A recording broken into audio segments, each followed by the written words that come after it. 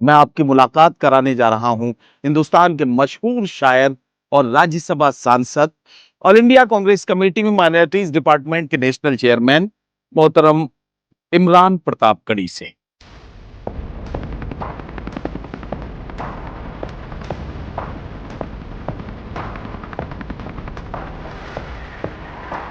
मैं इमरान प्रताप कड़ी हूं। ये किसने कहा आपसे आंधी के साथ हूं? मैं गोडसे के दौर में गांधी के साथ हूं।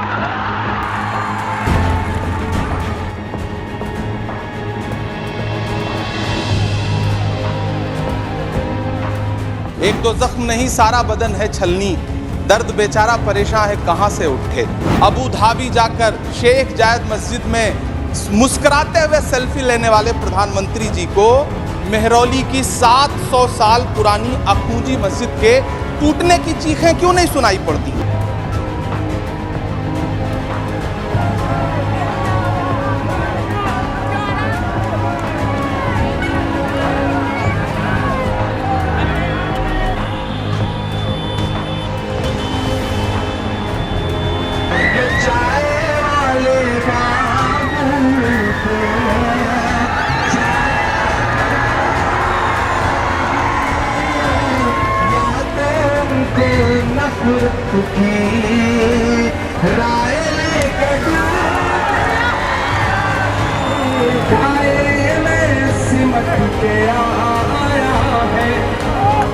टूटा हुआ लश्कर का भरम देख रहे हैं और जिल्ले इलाही के करम देख रहे हैं।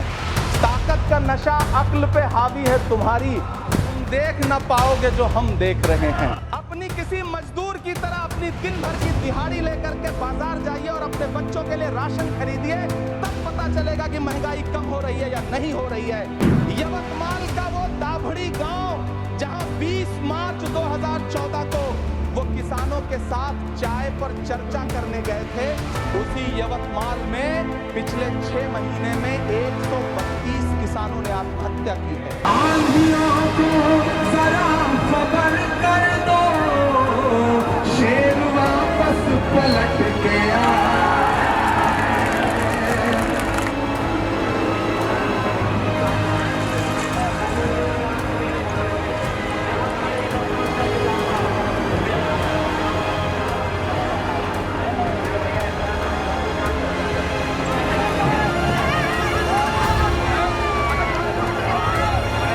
ये सामने कांग्रेस का झंडा है, इसके 3 रंग हैं। कुछ लोग हैं जो हिंदुस्तान को सिर्फ केसरिया कर देना चाहते हैं, कुछ लोग हैं जो सिर्फ हरा कर देना चाहते हैं। हम चाहते हैं कि सारे रंग मिलजुल कर रहें। हिंदुस्तान इनसे बनता है।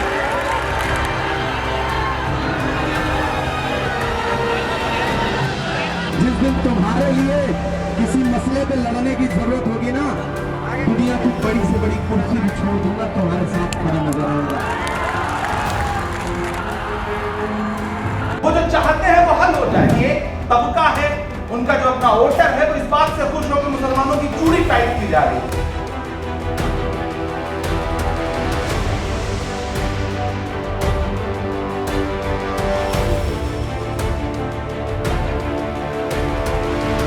पाकिस्तान आपके लिए जिंदाबाद होगा, हमारे लिए हिंदुस्तान जिंदाबाद है, भारत जिंदाबाद है। मैं आपसे ये कहना चाहता हूँ, आजा दिल चीर के दिखलाऊं वतन का नक्शा, मेरा भारत मेरी सांसों में समाया हुआ है। सितारे हिंद पॉडकास्ट विद नदीम फर्रुख। दोस्तों आदाब, नमस्कार। मैं आपका मेज़बान नदीम फर्रुख एक ख़ास पेशकश और एक अपनी नई और ख़ास सीरीज़ लेकर आपके बीच हाजिर हूँ। हमारी इस सीरीज़ का टाइटल है सितारे हिंद, यानी इसमें मुख्तलिफ़ शोबाजात में मुख्तलिफ़ फील्ड्स पर काम करने वाले ऐसे नुमाइंदों से हम आपकी बातचीत कराएंगे, हम आपकी मुलाकात कराएंगे जिनके बारे में आप बहुत कुछ जानते हैं और उससे ज़्यादा बहुत कुछ जानना चाहते हैं। आज मैं आपसे मुलाकात कराने जा रहा हूँ ऐसे ही एक यूथ आइकन से, जिसकी खासियत ये है कि वो हिंदुस्तान का फास्टेस्ट ग्रोइंग यूथ आइकन के तौर पर इन दिनों देखा जा रहा है। अगर मैं बात कहूं तो पूरी जिम्मेदारी के साथ ये बात कहूंगा कि वो जिस फील्ड से आए हैं उस फील्ड में भी, और जिस फील्ड में इस वक्त है उस फील्ड में भी उनकी रफ्तार और उनकी ग्रोइंग स्पीड से दुनिया को चौंकने पर मजबूर किया। जी हां, आप बिल्कुल ठीक समझे हैं। मैं आपकी मुलाकात कराने जा रहा हूं हिंदुस्तान के मशहूर शायर और राज्यसभा सांसद, ऑल इंडिया कांग्रेस कमेटी में माइनॉरिटीज डिपार्टमेंट के नेशनल चेयरमैन मोहतरम इमरान प्रतापगढ़ी से। इमरान प्रतापगढ़ी साहब के बारे में आप बहुत कुछ जानते हैं, आपने बहुत कुछ उनको मुशायरों में, बड़े बड़े प्रोग्राम्स में आपने उनको सुना है, लाइव सुना है, आपने उन्हें देखा है, आप उनकी बेबाकी से बखूबी वाकिफ हैं। लेकिन इसके बाद भी बहुत सारे सवाल आपके जहन में रह गए होंगे जिन्हें आप जानना चाहते हैं। तो ऐसे ही कुछ सियासी और कुछ गैर सियासी सवालों के साथ आज हम जनाब इमरान प्रतापगढ़ी के साथ हाजिर हैं। बने रहिए इस प्रोग्राम के साथ। एक खुशखबरी आपको और देना चाहता हूं। इस प्रोग्राम में हम आप ही लोगों के जरिए पूछे गए उन तमाम सवालों को जनाब इमरान प्रतापगढ़ी के सामने रखेंगे और उनके अच्छे जवाबात आप तक पहुंचेंगे। लेकिन एक बात कहना चाहता हूं, इस वीडियो में जहां आपको लगे कि जिस जवाब से आप पूरी तरह से मुत्तफिक हैं तो अपने कमेंट में बताइएगा, कुछ और जानना चाहते हैं तो भी अपने कमेंट में बताइएगा। जो लोग इस वीडियो को देखने के बाद कुछ अनोखे कमेंट्स करेंगे, कुछ अच्छे कमेंट्स करेंगे, मैं एक खुशखबरी आपको यह देना चाहता हूं कि उनमें से कुछ खुशकिस्मत लोगों को जनाब इमरान प्रतापगढ़ी के साथ बहुत जल्द लखनऊ में एक स्पेशल डिनर के प्रोग्राम में इमरान प्रतापगढ़ी के साहब के साथ डिनर करने का मौका सुखनदान फैमिली की तरफ से दिया जाएगा। यह खुशखबरी मैं आप तक पहुंचाना चाहता हूं और अब यहां से अपनी बातचीत का सिलसिला शुरू करता हूं। जरा सा इमरान साहब के बारे में कुछ बुनियादी चीजें समझ लीजिए, और वो ये है कि 1987 में जनाब मोहम्मद इलियास खान साहब और मोहतरमा साजिदा बेगम साहिबा के घर में एक फर्जंद ने जन्म लिया, एक फर्जंद की पैदाइश हुई, एक बेटे की पैदाइश हुई जिसे दुनिया ने मोहम्मद इमरान खान के नाम से जाना। ये इमरान बड़ा ऐसा नुमाया नाम है कि इन दिनों इमरान नाम की चर्चा बहुत मुख्तलिफ हवालों से भी आपके सामने पहुंची है। लेकिन मैं एक बात जानता हूं कि पिछले 15-17 सालों में इमरान प्रतापगढ़ी को जितना मैंने समझा है, तो मैं अक्सर इमरान प्रतापगढ़ी की ज़बान से ये सुनता रहा हूं कि हमें अव्वल रहने की आदत है। तो वो बात जो सिर्फ कहने के लिए कही जाती थी, उसे सच साबित करके दिखाया है हिंदुस्तान के इस यूथ आइकन ने, जिसे दुनिया इमरान प्रतापगढ़ी के नाम से जानती है। कुछ बुनियादी बातचीत के साथ हम अपने सिलसिले को शुरू करते हैं। इमरान साहब, अस्सलाम वालेकुम। वालेकुम अस्सलाम। आज आपसे कुछ सवालात के साथ मैं हाजिर हुआ हूँ। जाहिर है कि ये सवाल मेरे नहीं हैं, ये आपके चाहने वालों के सवाल हैं। जी, दुनिया में आपके बहुत चाहने वाले हैं, जो लोग मुशायरों में आपको देखते रहे हैं, जो आपके बेबाकी से वाकिफ़ हैं, जो आपके अंदर, आपके सीने में जो दर्दमंद दिल है उससे जो लोग वाकिफ़ हैं, वो जाहिर है कि आपसे बेपनाह मोहब्बत करते हैं। तो उनकी तरफ से कुछ सवालात हैं, वही सवाल लेकर मैं हाजिर हुआ हूँ। शुक्रिया। तो आप इजाज़त दें तो मैं इस सफ़र का आगाज़ करूँ। जी बिल्कुल। आपके बारे में जो मैंने जानकारियाँ इकट्ठी की तो उसमें मुझे ये मिला कि 2008 में, 2007-8 में आपने शायरी शुरू की। मुशायरों में आप तकरीबन 2007-8 में आए। 2008 में आपने ग्रेजुएशन किया। उसके बाद 2016 में उत्तर प्रदेश हुकूमत ने आपको यश भारती पुरस्कार से नवाजा। 2019 में आपने मुरादाबाद लोकसभा क्षेत्र से लोकसभा का इलेक्शन लड़ा। 2021 में आपको ऑल इंडिया कांग्रेस कमेटी के माइनॉरिटीज डिपार्टमेंट का नेशनल चेयरमैन बनाया गया। 2022 में आप महाराष्ट्र सूबे से कांग्रेस के राज्यसभा सांसद के तौर पर राज्यसभा पहुंचे। ये सफर और इस रफ्तार को अगर मैं देखता हूं तो ये रफ्तार दुनिया को चौंकाने वाली है। तो अच्छा, मैं इसके बारे में जानना चाहता हूं कि आप क्या महसूस करते हैं, आपको कैसा लगता है ये सफर कितना आसान था और कितना मुश्किल? नदीम भाई, जब मैं मेंबर ऑफ पार्लियामेंट बन के पार्लियामेंट पहुंचा, तब पार्लियामेंट पुरानी वाली पार्लियामेंट थी। जी। तो उसके अंदर जो लॉन है, उसमें पंडित नेहरू की, मौलाना आज़ाद की, सबके बड़ी बड़ी आदमकद जो है जी वह स्टैचू लगे हुए हैं। तो जिस दिन मैं मेंबर ऑफ पार्लियामेंट बन के गया तो मैं वो सब देखना अपने आप में एक सपने के पूरे होने जैसा है। और मैं मौलाना आज़ाद साहब के स्टैचू के नीचे खड़ा था और मैं तस्वीर खिंचवा रहा था, जी। और मुझे बार बार एक शेर याद आ रहा था कि एक लम्हे में सिमट आया है सदियों का सब, जिंदगी तेज बहुत तेज चली हो जैसे। तो ये सब जाहिर सी बात है किसी ख्वाब के पूरे होने जैसा है। एक ऐसा ख्वाब जिसे मैंने देखा भी नहीं था जी। मतलब जिस ख्वाब को मैंने कभी जागती आंखों से, सोती आंखों से देखा भी नहीं था। बस मुझे लगता था कि मुझे कुछ काम करना है सोसाइटी के लिए, कम्युनिटी के लिए, कंट्री के लिए। और मेरा मानना है कि खुदा इंतखाब करता है आपका, आपको चुनता है आपसे काम लेने के लिए।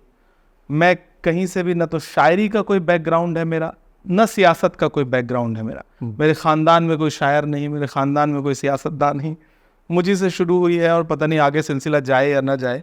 तो मेरा मानना है कि खुदा ने चुना।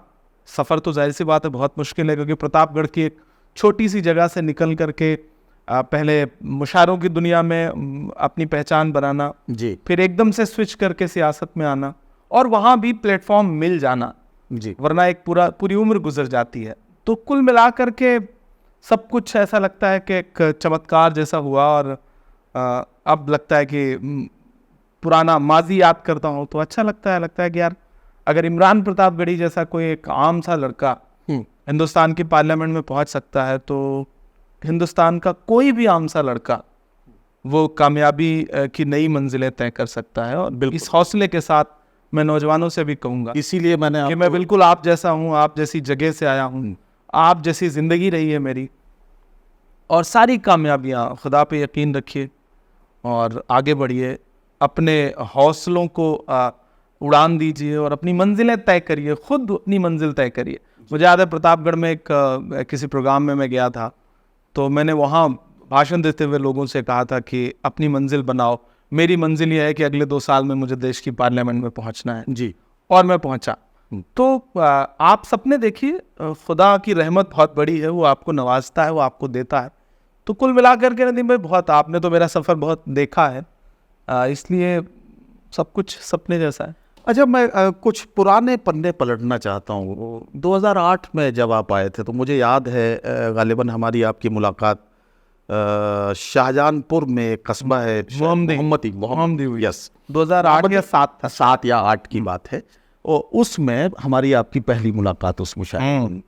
उस वक्त का इमरान प्रतापगढ़ी बहुत रोमांटिक सी शायरी किया करता था, तो बड़ा रोमांस था इमरान प्रतापगढ़ी में।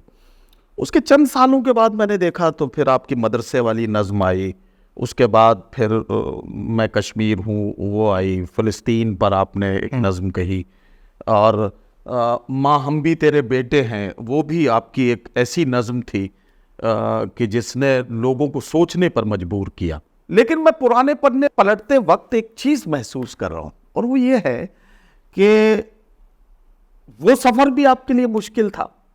हालांकि मैं ये भी देख रहा था कि इमरान प्रतापगढ़ी की तरह से जीन्स और कोट और टी शर्ट के ऊपर कोट पहनकर, उसी तरह से बाल बनाकर, उसी तरह के तरन्नुम को कॉपी कर उसी तरह के जुमले, बल्कि मैं अगर पूरी जिम्मेदारी के साथ कहूँ तो जुमलों को भी बिल्कुल जैसे का तैसा जुमला रिपीट करना, ये नौजवानों में एक होड़ चल पड़ी थी। और अगर मैं कहूँ तो प्रतापगढ़ से तो कई सारे बच्चे छोटे छोटे जिनकी उम्र 9 साल, 10 साल, 8 साल ऐसी थी, तो वो वही उसी तरह से कोट पैंट पहन के निकलते थे।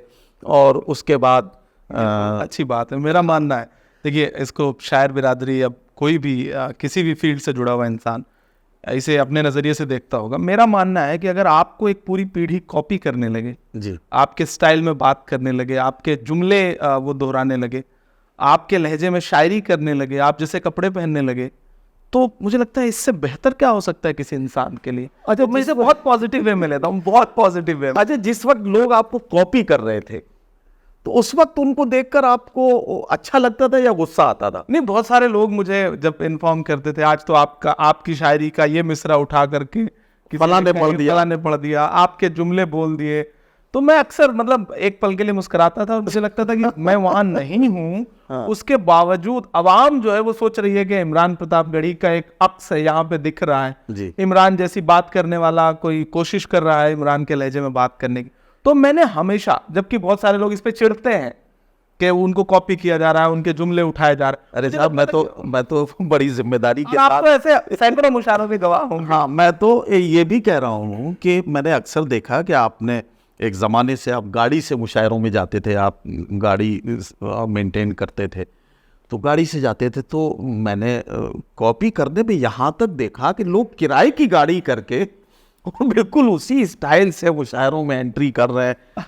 तो नहीं, उसके लिए सबसे जरूरी था नदीम भाई कि उसे कैरी इसलिए नहीं कर पाए लोग ना, उसके लिए सबसे जरूरी था आपके अपने मतलब जैसे मौलिक आपके विचार आपके पास होने चाहिए थे, एक अलग तरह की शायरी आपके पास होनी चाहिए थी, और भले ही उस शायरी में खामियां क्यों ना हो लेकिन वो आपकी अपनी शायरी होनी चाहिए थी। जी, सबसे अहम ये था। मेरी शायरी में मैंने कभी बड़ा शायर होने का दावा नहीं किया, बहुत अच्छा शायर होने का दावा नहीं किया, लेकिन मैंने हमेशा एक चीज ये कही कि मैं अवाम का दर्द गाता हूं। मैंने अपने ख्याल अवाम पर नहीं थोपे। जी, जैसा कि बहुत बहुत अदबी शायरी के साथ एक बहुत बड़ा मसला यह है कि जो बहुत मेयारी शायर है वो चाहता है कि उसके जो ख्याल हैं उससे अवाम जो है रिलेट करे। आप ख्यालों की दुनिया से बात लेके आ रहे हैं और आप सोचते हैं कि सामने बैठा हुआ बेचारा वो परेशान हाल मजबूर तबका है या एकदम गरीब सा तबका है जो रिक्शा चला करके मुशायरा सुनने आया है या अपनी परेशानियों में उलझा हुआ मिडिल क्लास है, वो आपकी शायरी से रिलेट करे। कहां से रिलेट करेगा भाई? उसकी दुनिया अलग, आपकी दुनिया अलग, आपके ख्याल कहां से आ रहे हैं? फिर आप से रिलेट नहीं कर रहा है तो आप झुंझला रहे हो।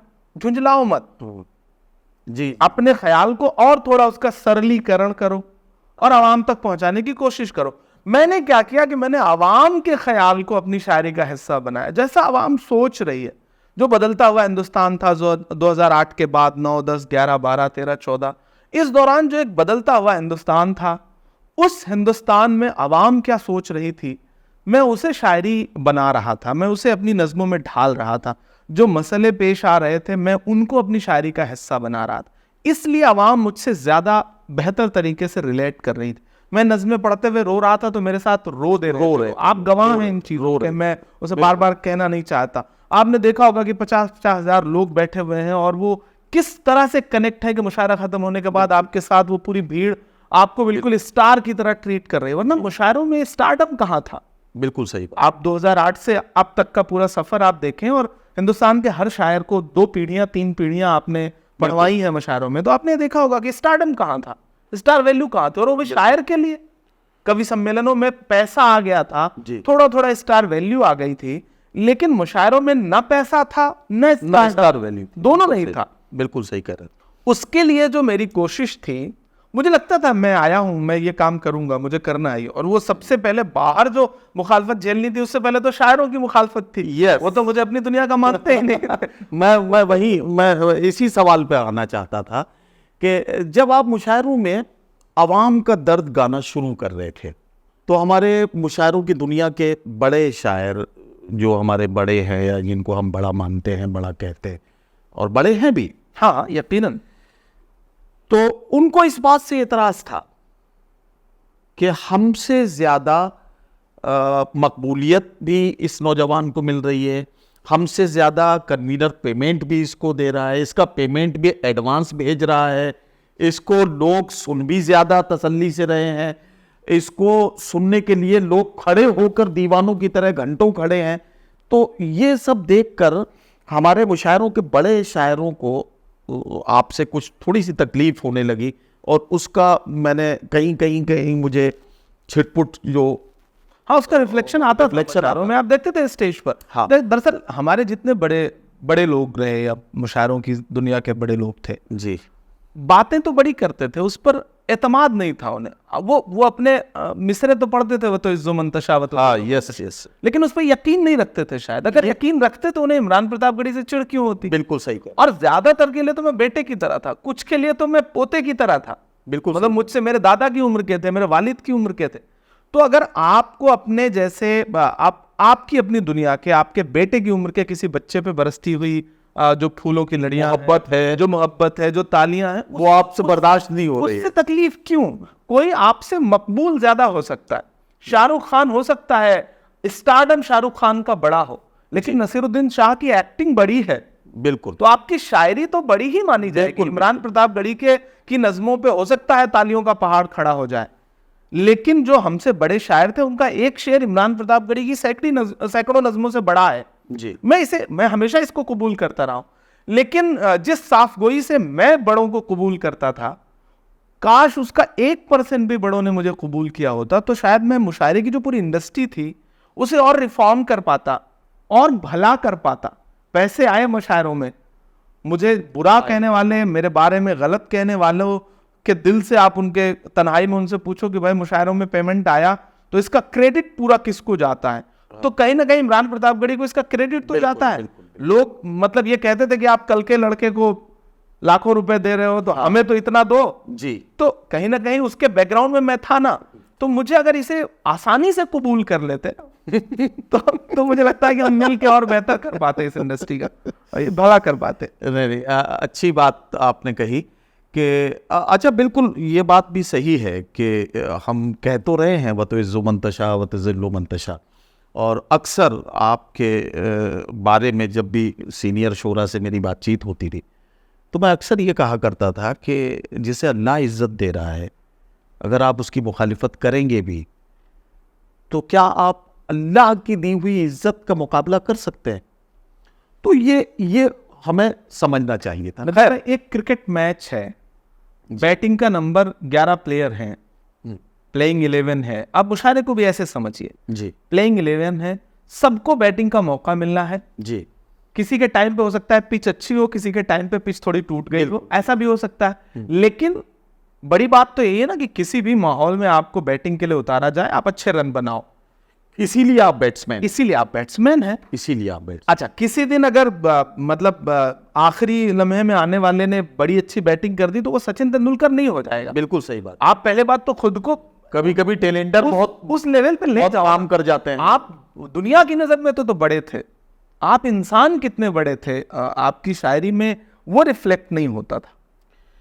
अच्छा इमरान साहब, एक बात मैं कहना चाहता हूँ, जितना मैंने आपको समझा है और जितना मैं आपको समझाऊं, समाजवादी पार्टी की सरकार थी उत्तर प्रदेश में, उन्होंने आपको यश भारती दिया, लेकिन ये इमरान प्रतापगढ़ी की बेबाकी थी कि यश भारती पुरस्कार मिलने के कुछ दिनों के बाद डीसीपी जियाउल हक का मर्डर होता है, या उसी दौरान, नहीं वो, हाँ, ये उसी दौरान की बात है, थोड़ा सा आगे पीछे हो सकता है, मैं डेट्स में कंफ्यूज हो सकता हूँ, लेकिन ये है वही वक्त था जब आपको यश भारती दिया गया था।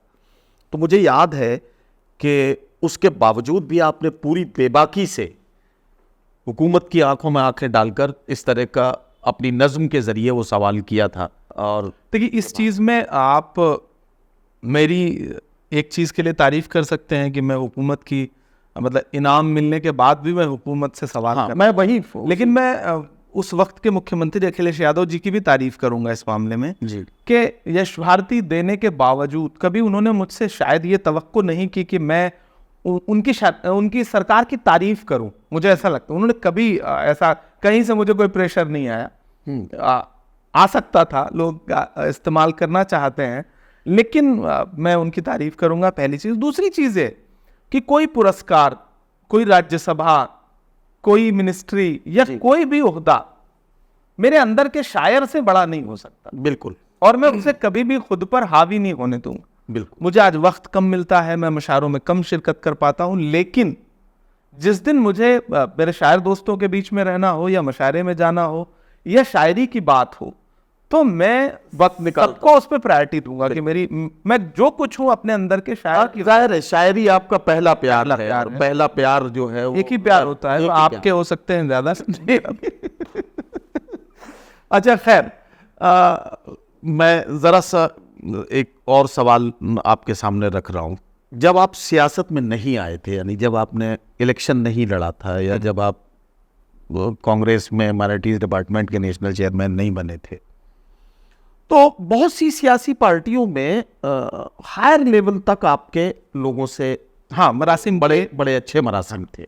जहाँ तक मुझे याद पड़ता है, समाजवादी पार्टी में धर्मेंद्र मेरे सीनियर आपके रहे सीनियर यूनिवर्सिटी थे, में। यूनिवर्सिटी में, इलाहाबाद और मैं यूनिवर्सिटी में। सबके लिए उस समय टीएमसी का स्टेज हो, आरजेडी हो, लालू हाँ, जी yes. Personally, Tejashwi ji yes, personally, मतलब सारे तेजस्वी जी आपके बहुत करीब थे। हाँ, देश में जितनी पॉलिटिकल पार्टियां हैं, आम आदमी पार्टी में भी कई लोग आपके बहुत करीब थे। हाँ, ये बल्कि सच्चाई एक बार तो ये खबरें तक चर्चा चली। भी चल पड़ी थी कि आप आम आदमी राज्यसभा पार्टी से राज्यसभा जाएंगे। 18 की बात है। हाँ, यस। तो मैं समझता हूँ कि बहुत सारी सियासी पार्टियों में आपके चाहने वाले थे हायर लेवल पर, फिर आपने कांग्रेस को क्यों चुना? हाँ, ये बहुत शानदार सवाल है और ज़रूरी सवाल है। जी पहला ये इसका जवाब ये है कि उत्तर प्रदेश का होने की वजह से मेरे पास रीजनल पार्टीज़ के ऑप्शंस ज़्यादा थे किसी भी और दूसरे सूबे की बजाय। जी लेकिन मैंने कांग्रेस को इसलिए चुना क्योंकि मेरा हमेशा से मानना था कि जो शायरी की रीच है मेरी, जो मेरे चाहने वाले हैं, वो किसी एक सूबे में महदूद नहीं है, वो पूरे हिंदुस्तान भर में है। जी पहला ये। दूसरा ये कि जो मुझे काम करना था वो किसी एक ज़िले में, एक सूबे में सिमट के नहीं करना था। मैं इस मुल्क में पॉलिसी के लेवल पे, मैं इस मुल्क की जो चेंज होती हुई पॉलिटिकल सिचुएशन है उसमें अपना एक बड़ा रोल प्ले करना चाहता हूँ, और उसके लिए मुझे किसी नेशनल पार्टी के साथ जाना था। दूसरा, जब मैं राहुल गांधी जी से मिला तो मैं इतना मुतासिर हुआ 3-4 मुलाकातों में कि मुझे लगा कि जैसे होता ना, इस चीज़ को आप खुद भी मानते हैं, आप चूंकि शायर हैं, कोई भी अदबी आदमी, कोई भी लिटरेरी आदमी किसी को जल्दी अपना नेता नहीं मान पाता। जी जी जी बहुत मसला है उसको। वो, हाँ, वो इसमें होता है। नुकसान भी होता है उसका। होता है, वो अंदर से वो उसको ये रहता है। मेरे लिए बहुत आसान नहीं है किसी को अपना नेता मान पाना। जी तो बहुत तमाम जगहों से होते जब राहुल गांधी तक पहुंचा तो मुझे लगा कि इस आदमी को अपना नेता माना जा सकता है, इसके साथ चला जा सकता है। क्योंकि उस आदमी ने अपने पीछे चलने के लिए नहीं कहा, उस आदमी ने कहा इमरान आओ साथ चलो। ये बड़ा जुमला बहुत है। बड़ा सवाल ये बड़ा जुमला है। ये ज्यादातर नेता चाहते हैं कि आप उनके पीछे चले। राहुल गांधी जी ने कहा कि आओ साथ चलो, मुल्क को अच्छे लोगों की जरूरत है, सियासत को। और एक आधी बात होती है जो आपको जिंदगी भर के लिए किसी आदमी से जोड़ देती है। जी तो मैं राहुल जी से जुड़ने के बाद मैंने पॉलिटिक्स ज्वाइन की, फिर इलेक्शन लड़ने की बात आई। मैं जानता था कि मैं उस इलेक्शन को हार जाऊंगा, बहुत मुश्किल इलेक्शन है वो। हाँ, 2019 में सपा बसपा का अलायंस था और मेरे लिए नई जगह थी, 17 दिन का समय था। लेकिन फिर ये सर्जिकल स्ट्राइक वाला मामला भी हो गया था। सियासत में एक चीज सबसे अहम होती है कि कुछ लड़ाइयाँ पॉलिटिकल पार्टियां और लीडर्स ये देखते हैं कि आप लड़े या हट गए मैदान से। जी हार होगी ये जानकर भी आप लड़े, वो एक बात जो होती है जो लीडरशिप बहुत आप के बारे में एक नई राय बनाने पे मजबूर करती है। तो मैं लड़ा उस लड़ाई को। मेरे प्रदेश अध्यक्ष ने पहले वहां से अपना टिकट अनाउंस कराया था उस समय के मौजूदा, जी फिर वो दूसरी सीट पे शिफ्ट हुए। तो ओवरऑल वो सारी सिचुएशन मेरे लिए फेवरेबल नहीं थी। मैं गया, मैंने 17 दिन में जितनी मेहनत कर सकता था चुनाव लड़ा, चुनाव हारा। अब आखिरी वक्त पर ही शायद आपका टिकट क्लियर 17 दिन मिले थे मुझे, और उसके बाद फिर पार्टी ने एक नई जिम्मेदारी दी, मैं उसको करता रहा। तो कुल मिलाकर के वो बहुत सीखने का एक टाइम था। राहुल गांधी जी से जितना कुछ सीखा बस यही है कि लड़ते रहो, और आप लड़ते हैं तो एक दिन आप जीतते हैं। तो मुझे मैं बहुत इस जुमले को मैं अभी तक महसूस कर रहा हूँ जो आपने कहा कि जब पहली मुलाकात आपकी राहुल जी से हुई और उन्होंने जब उस मुलाकात में आपसे ये कहा कि आओ इमरान साथ चलो, तो ये एक बड़ा मैसेज है। ये एक बड़ी बात, ये खूबी है राहुल। आमतौर पे पॉलिटिकल लोगों में ये देखने में नहीं मिलता है ये, लेकिन आपने बताया। तो अब आपने कांग्रेस ज्वाइन कर ली, आपने पहले मुरादाबाद का इलेक्शन लड़ा, इलेक्शन का रिजल्ट जो रहा वो सब जानते हैं। उसके बाद आप माइनॉरिटीज़ डिपार्टमेंट के नेशनल चेयरमैन बने। अभी तक लोग जो आपसे थोड़ी सी अंदर अंदर खलेश, जलन, हसद रखने वाले लोग होंगे, तो अभी वो इस सदमे से उबर नहीं पाए थे। ये जो नेशनल चेयरमैन बनने वाला सदमा था, इससे उबर नहीं पाए थे। तब तक उन्हें एक और शॉकिंग खबर मिल गई कि आदरणीय सोनिया जी ने आपका नाम कैंडिडेट के तौर पर फाइनल कर दिया है। ये खबर जैसे ही आई तो लोग जाहिर है कि चौंके, और लोगों को लगता था कि यार ये तो हमने सोचा ही नहीं था कि ये भी हो सकता है। तो जब आप राज्यसभा का इलेक्शन लड़ने के लिए महाराष्ट्र सूबा आपको वहाँ से आपको चुन के आना था, उसमें कोई चैलेंज आया आपके सामने? हाँ, अच्छा सवाल है। दरअसल नदीम, में पहले तो मैं ये कहूँ कि मैं किसी को जलाने या किसी से मतलब किसी की जगह लेने सियासत में नहीं आया। आपने मेरा मुशायरों का 10-12 साल का 15 साल का सफ़र देखा है। मैं वहाँ भी किसी की जगह लेने नहीं आया था, मैं अपनी जगह बनाने आया था। और मैं हमेशा, अब भी जैसे मुझे लोग मिलते हैं सियासत में, आपके आने से ये कमी पूरी हो गई, ये हो गया, इनकी जगह लेंगे आप, तो मैं उनसे कहता हूँ कि नहीं, मैं किसी की जगह लेने नहीं आया। मैं अपनी जगह, मैं अपनी धुन का अकेला हूँ, मैं अपनी जगह बनाने आया हूँ। मैं चाहता हूँ दुनिया मुझे मेरे नाम से पहचाने। मशायरों में भी मैंने वही किया, मैं सियासत में भी वही कर रहा हूँ। और मशायरों की जो ट्रेनिंग थी वो बहुत काम आई। ये सब जो सियासत में आके झेलना पड़ता है, इसका 10 गुना तो हम झेल के आए थे, इसलिए कभी वो अनकंफर्टेबल नहीं हुआ। ये जल रहे हैं, वो जल रहे हैं, यहाँ काट छाट वहाँ, इससे ज्यादा तो शायर है। तो जो शायरी की दुनिया है वो सियासत की दुनिया से एक लेवल पे आगे है। तो मैंने तो सब कुछ झेला, तो वहां तो माला पहना के मतलब काम लगाते हैं आपका। अच्छा, इन दिनों मैं न्यूज़ चैनल्स पर और जो हमारे ज़राए अबलाग हैं उनमें अक्सर इस तरह का जिक्र सुनता हूँ कि इमरान प्रतापगढ़ी कांग्रेस का मुस्लिम फेस है, जो एक मुस्लिम फेस के तौर पर इमरान प्रतापगढ़ी को पेश किया जा रहा है, और वो समझ में भी आता है, वो दिखाई भी देता है। अब लोग इसमें एक दूसरी बात जोड़ते हैं कि साहब ये इत्तेफाक से हो गया, फलां साहब रिटायर हो गए, फलां साहब पार्टी छोड़ गए, फलां साहब का इंतकाल हो गया, फलां साहब का ये हो गया। मैं किसी का नाम नहीं ले रहा हूँ। तो यहाँ से किस्मत ने इमरान प्रतापगढ़ी का साथ दिया और इमरान प्रतापगढ़ी आज कांग्रेस का मुस्लिम फेस हो गए। मेरे ख्याल से ऐसा नहीं है। नहीं, इत्तेफाक इतने बड़े बड़े इत्तेफाक नहीं, इतने ज़्यादा इत्तेफाक किसी एक आदमी के साथ नहीं होते। तो जाहिर है कि वो फिर वही आ जाती है बात कि इंसान जब अंदर से किसी बात को कबूल नहीं कर पाता है तो फिर उसे लगता है कि ऐसा हो गया होगा, ऐसा हो गया होगा। लेकिन जाहिर है कि इसमें जो आपकी मेहनत है वो अपने एक्चुअली लोगों को मेरा सियासी ज़िंदगी के जो 5 साल हैं सिर्फ वो दिखाई पड़ते हैं जी। उन्हें लगता है 19 में पॉलिटिक्स में आया, चुनाव लड़ा, हार गया, फिर 21 में माइनॉरिटी डिपार्टमेंट का चेयरमैन बना दिया, फिर 22 में राज्यसभा भेज दिया। लोगों को बस इतना दिखता है जी। लोग ये नहीं देखते कि एक आदमी 2008 से 2007 से मुसलसल सोशल लाइफ में, पॉलिटिक्स क्या है जी, पॉलिटिक्स सोशल लाइफ में रहने का नाम है। एक आइडियोलॉजी से बंद कर, एक पॉलिटिकल पार्टी से बंद कर, एक फ्रेम में रहने का नाम है पॉलिटिक्स। बिल्कुल, जिसमें आपका अल्टीमेट गोल होता है कि हम सोसाइटी को, कम्युनिटी को, कंट्री को कुछ बेहतर देंगे। यही काम तो मैं मुशायरों की दुनिया में भी कर रहा था ना। मैं लबो रुखसार की शायरी कर रहा था क्या? मैं जुल्फ आंचल की शायरी कर रहा था क्या? नहीं कर रहा था ना।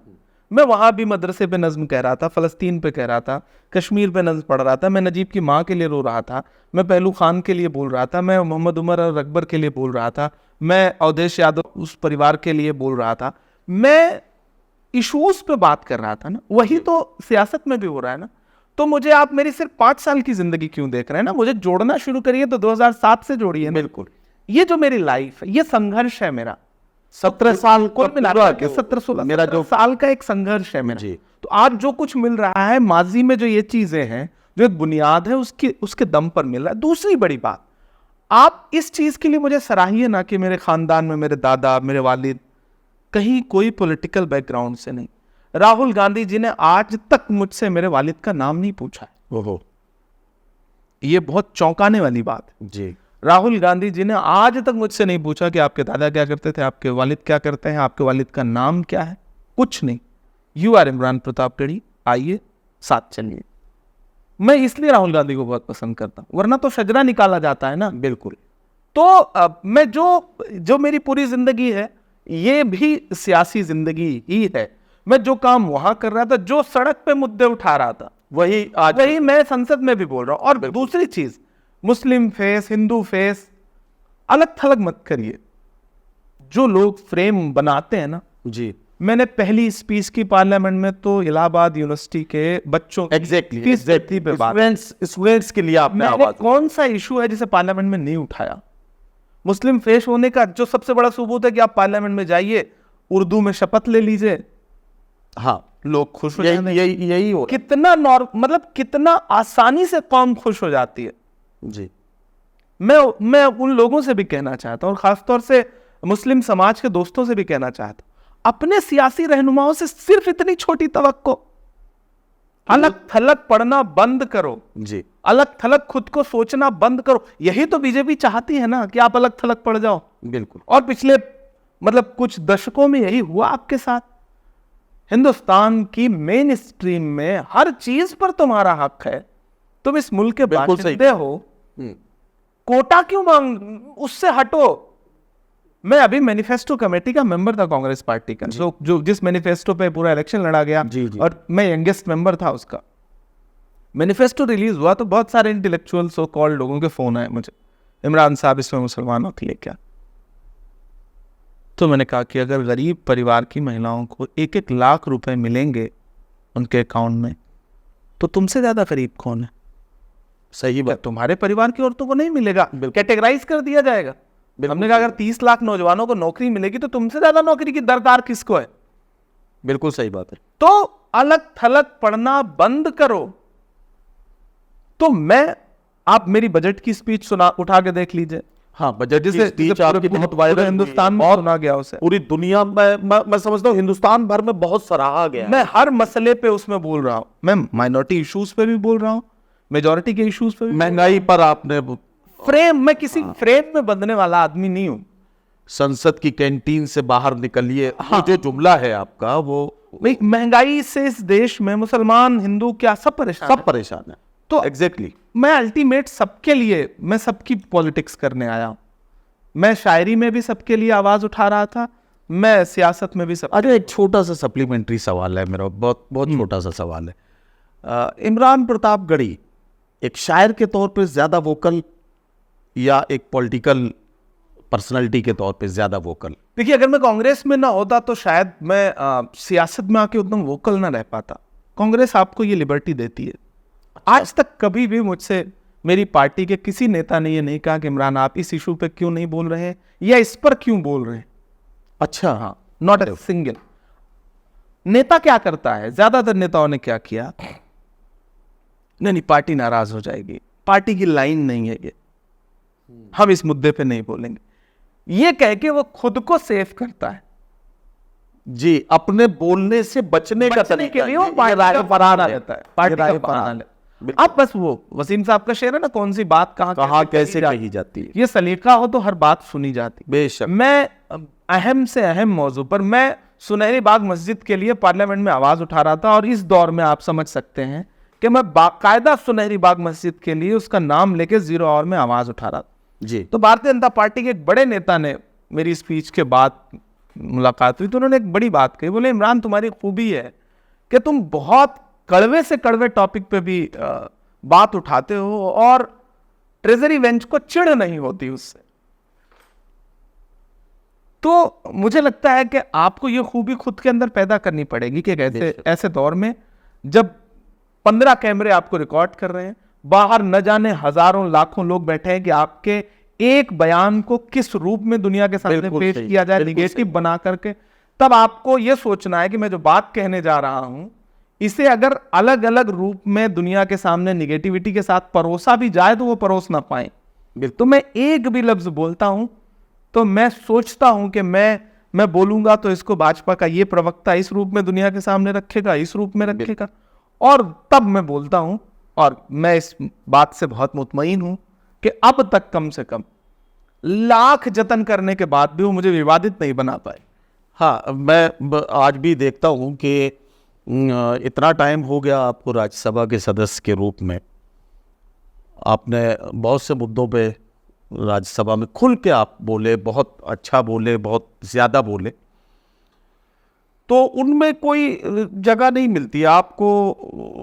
आपके बारे में अगर कोई गलत परसेप्शन बनाने की कोशिश करनी हो कोशिश की मीडिया को, की भी गई, खूब कोशिश की गई, तो फिर क्या होता है कि फिर वो आपकी पुरानी नज़्मों के टुकड़े उठाए जाते हैं, कितना भी उठा लें, वो सब करने के बावजूद, जी, मतलब वो सब करने के बाद भी वो फ्रेम नहीं बना पाए आज तक।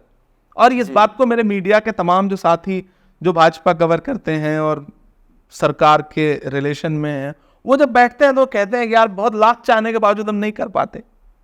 तो ये मुझे लगता है कि मैं इसमें बहुत बड़ा रोल मानता हूँ मेरी इलाहाबाद की पढ़ाई का।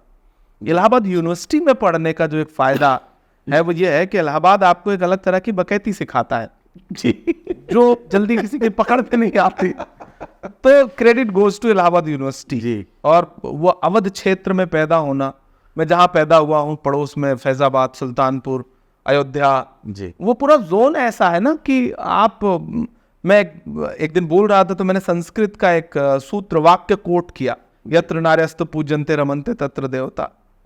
तो बाद में मुझे एक लीडर ने कहा कि भाई अब इसके बाद हम क्या बोलेंगे? तो हमने कहा अब क्या बोलेंगे आप कुछ बोलेंगे तो हमें एक नया श्लोक सुना। अच्छा, मैं इमरान साहब आपके बारे में पढ़ रहा था मैं, तो जो मुझे जानकारियाँ आपके बारे में मुख्तलिफ ज़राए से हासिल हुई, आपके एक कोई गुरु थे आद्या प्रसाद उन्मत्त जी, हाँ, आद्या प्रसाद मिश्र उन्मत्त जी, उन्मत्त, और एक आपके कोई इंटर कॉलेज था उसके प्रिंसिपल थे कोई लाल बहादुर LB सिंह जी। LB सिंह। तो इन दोनों शख्सियात का जिक्र जो है वो मैं अक्सर आपके करता हूं, इब्तदाई दौर की जो आपके अंदर के शायर को एक फर्टाइल माहौल में लाने के लिए इन दोनों शख्सियात मतलब बड़ा किरदार उन्मत्त जी नहीं रहे, अवधि के बहुत बड़े कवि थे वो, बहुत बड़े कवि। बस ये था कि उनकी जबान अवधि थी तो उसका अपना एक दायरा है, हाँ, एक महदूद दायरा। उन्होंने प्रतापगढ़ में शायरी का बड़ा अच्छा माहौल, और जो भी नए लड़के आए वो सुनते थे बैठ करके जी, क्योंकि खुद वो अवधि भाषा के कवि थे, लेकिन सुनते थे सबको, तो एक माहौल मिल जाता था हम लोगों को। मशायरे पढ़वाने में वो जाहिर सी बात है उनका कोई रोल नहीं था जी, अब बड़े कवि सम्मेलन पढ़वाने में, लेकिन होता क्या ना कि एक ऐसे दौर में आप होते हैं कि जब आपको कोई सराह देता है तो आपको लगता है कि बहुत। जी, बिल्कुल। मुझे याद है मेरे यहाँ 2000 के आसपास मैं बहुत छोटा सा था, तो किसी जलसे में मैंने नात पढ़ी, होता था ना जलसे हो रहे हैं तो आपने नात, तो 10 रुपए मुझे किसी ने इनाम दिया था। ओहो, वो 10 रुपए जो है ना अब लाखों मिल जाते हैं, तो लगता है कि यार वो बड़े थे, वो 10 रुपए बड़े, उसने आपको कितना इनकरेज किया था, वो बहुत बड़े थे। बिल्कुल। मेरा ख्याल है कि 9th में था जब मैं पहली बार किसी डिबेट कंपटीशन में पार्टिसिपेट करने गया, तो जीता तो 60-70 रुपए की एक घड़ी मिली थी जी, इनाम में, तो वो अब तो किसी भी मेडल से बड़ी है वो। बेशक। ये जो चीजें आपको इनकरेज करती है ना, LB सिंह जी का भी यही था कि जब मैं इंटरमीडिएट में पढ़ने के लिए आया KP कॉलेज में प्रतापगढ़ में, तो वो कल्चरल प्रोग्राम्स के लिए बच्चों की टीम भेजते थे। एग्जैक्टली। तो उन्होंने देखा कि इस बच्चे में टैलेंट है, तो अब मैं बायोलॉजी से इंटरमीडिएट कर रहा था, +2 कर रहा था, तो वहाँ तो इतनी पढ़ाई के लिए ही टाइम नहीं मिल पाता आदमी को, तो अदर एक्टिविटीज़ के लिए क्या मिल, तो वो वहाँ रियायत दे देते थे कि नहीं जाओ, और ठीक है बच्चे को इंटरव्यू में अच्छे नंबर मिल जाएंगे, प्रैक्टिकल में नंबर मिल जाएंगे, नुकसान नहीं होगा।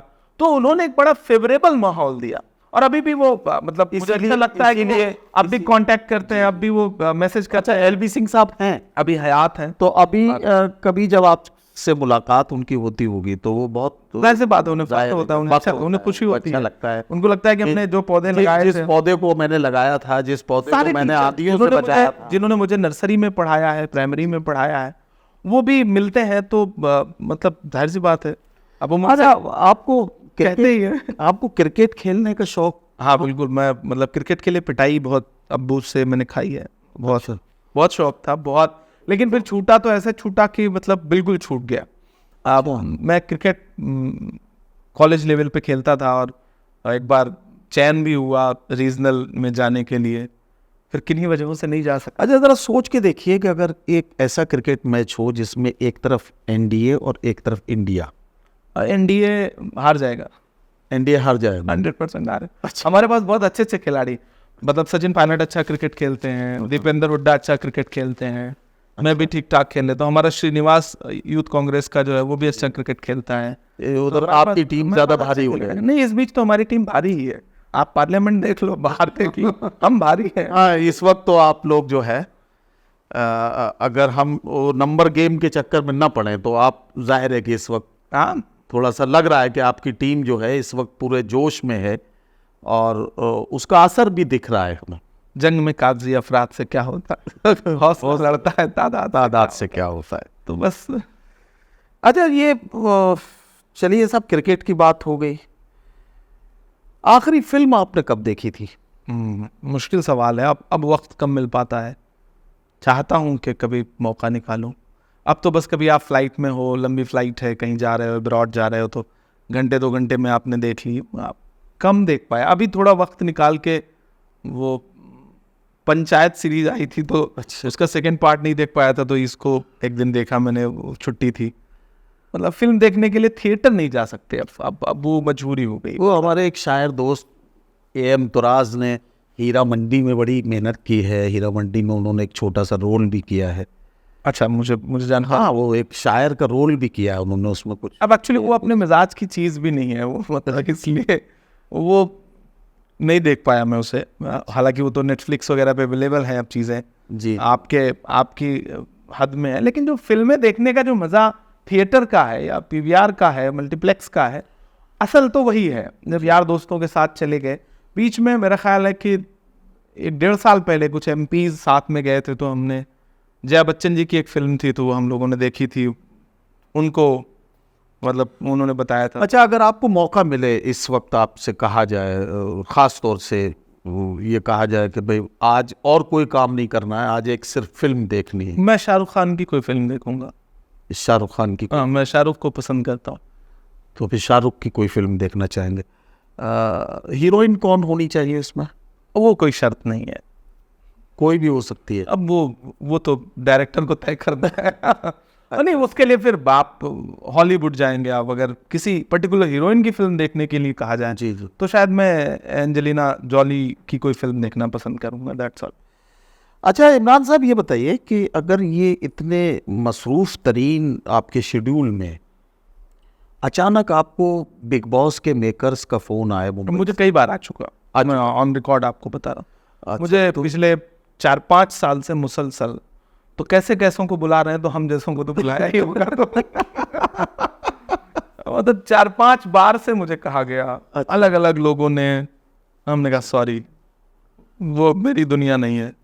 मैं पैसे के लिए, अच्छा, पहचान बनाने के लिए तमाशे नहीं कर सकता। आजकल हमारे कुछ शायर दोस्त 2-2, 3-3 के ग्रुप में कपिल शर्मा शो में चले जाते हैं। मैं वहाँ सूट नहीं करता ना, वो शो मुझे सूट करता है, हाँ, ना मैं उस शो को सूट करता हूँ।